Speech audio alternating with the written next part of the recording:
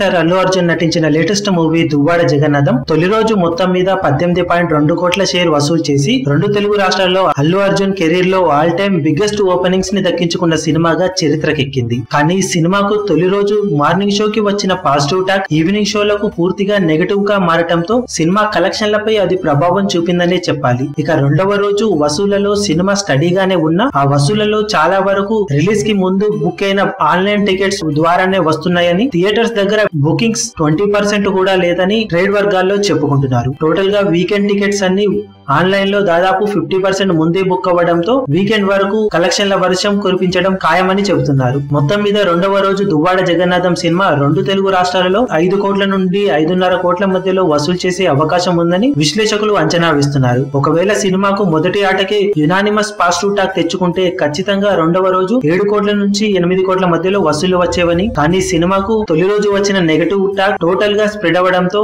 కేవలం 5 నుండి 5.5 కోట్ల మధ్యలోనే వసూలు వచ్చే అవకాశం ఉందని ప్రెడిక్ట్ చేస్తున్నారు. మరి యాక్చువల్ గా ఎంతవరకు కలెక్ట్ చేసింది అన్న విషయాలు మరికొన్ని గంటల్లో అఫీషియల్ గా అనౌన్స్ చేయనున్నారు.